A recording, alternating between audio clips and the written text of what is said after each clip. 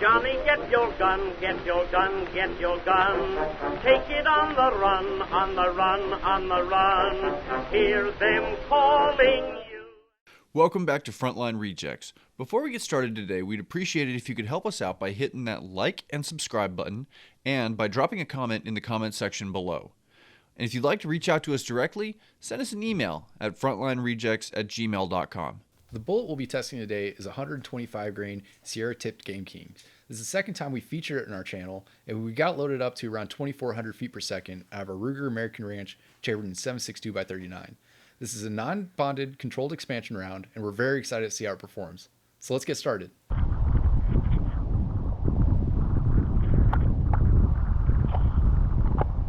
"50 yards, tip Sierra GameKing." All right, yeet, buddy.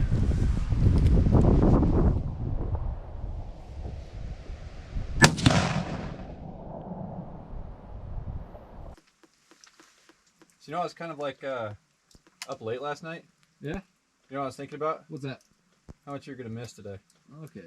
Well, you know, the tray is at kind of an angle, but I'm going to send it. Operator error. Am I good? Yeah, you're good. All right, cool.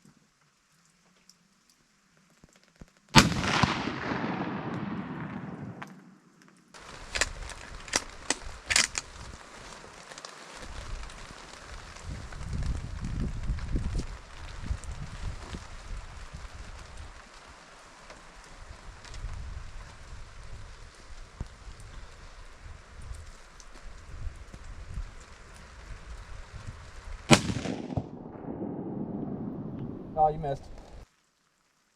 Knock, knock. Who's there? You missed.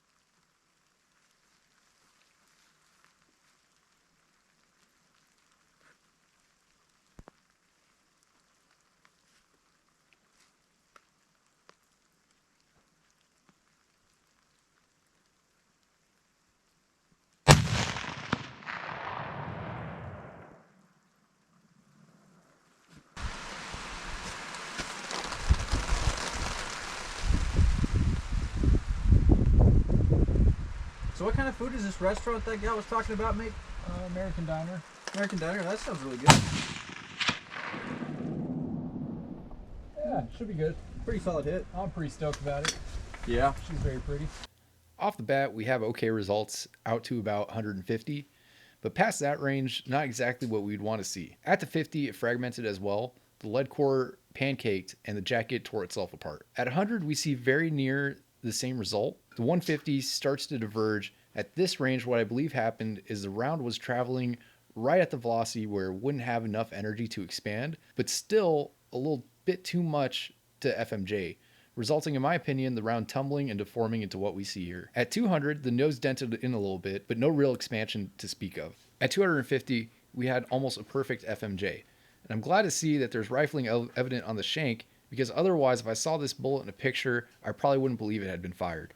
Taking a quick peek at our graphs here, we see an okay numbers for the first three ranges and almost no expansion or weight loss at the 200 and 250. Average expansion is 1.52 with rate retention at 87.5%. The expansion numbers here are of limited use, however, as this is a non-bonded controlled expansion projectile, meaning we don't have one solid piece to measure. That's kind of a moot point though, because of the limited effectiveness that this bullet demonstrates for us. Now I want to be very clear, I really like Sierra a lot as a manufacturer. My go-to target bullet is the Sierra Match King hollow point boat tail for pretty much any centerfire rifle I own. I also really like the concept with the tipped GameKings. Theoretically, the shooter could run the tipped Match Kings as a practice bullet, then switch to the tipped GameKings with the same grain weight and almost identical ballistic coefficient, which would ideally give them no point of impact shift. This is great because it allows hunters to practice in the off season without spending a huge amount of money only shooting their premium hunting ammo. The downside with this jack of all trades bullet type, it really is the master of none. The tipped GameKing was a very accurate bullet. We shot very tight groups, zeroing and getting it on target at each range was a breeze. It did not, however, expand reliably for us.